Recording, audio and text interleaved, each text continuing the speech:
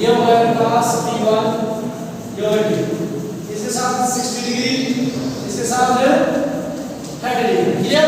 जब एंगल जिस लाइन के साथ होता है वो होता है cos थीटा क्या है cos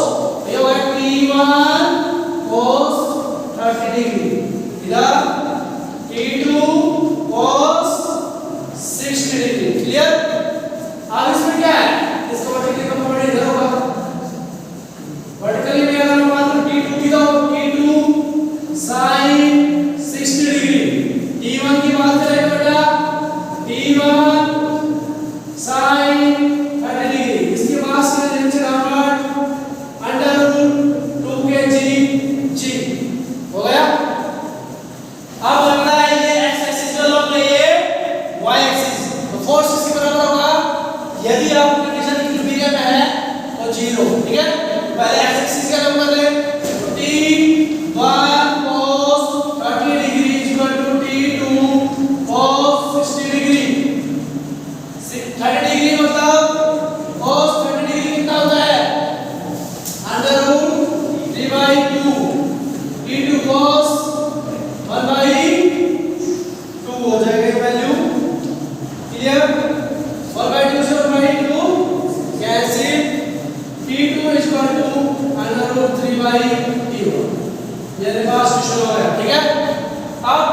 वर्टिकली वाला निकालेंगे वर्टिकल के केस में यहां निकाल लेते हैं T2 sin 60 degree plus T1 sin 30 degree is equal to under root 2g तो sin 60 डिग्री की वैल्यू कितनी होती है अंडर रूट 3/2 sin 30 डिग्री की वैल्यू कितनी होती है 1/2 रूट 2g की वैल्यू क्या है क्लियर। अभी हमने लिया था T2 3 रूट 3 T2 की जगह कर दो 3 2 multiply T1 multiply under root 3/2 plus T1 1/2 under root 2 10 root 3 3 T1/2 plus T1/2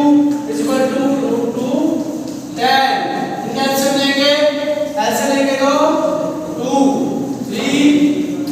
T1 is equal to under root 2 multiply 10 3T1 plus T 40 चलो बेटा 4T1 divided by 2 is equal to 2 multiply 10 जब से 2 लिया गया इतना है T1 is equal to root 2/2 divided by 2 multiply 10 इससे काटेंगे तो 5 तो आ गया T1 is equal to 5 root 2 T1 की वैल्यू 5 root 2 इसमें पुट कर दो T1 की वैल्यू 5 root 2 इससे जाएगी T2 is equal to 5 root 3 multiply root 2 तो 5 root 6 ये T2 की वैल्यू हो गई बेटा ये T1 की वैल्यू ठीक है। सबसे पहले इसको फ्री बॉडी डायग्राम बनाएंगे हम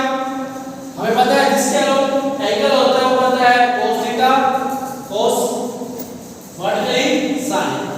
फिर हमने पहले x एक्सिस के कोऑर्डिनेट ले लिए ये T2 T1 cos theta is equal to T2 cos theta यहां से रिलेशन आ गया T2 और T1 का। फिर हमने लिया वर्टिकल कंपोनेंट क्या होता है अपने पास T2 sin theta plus T1 ये रूट g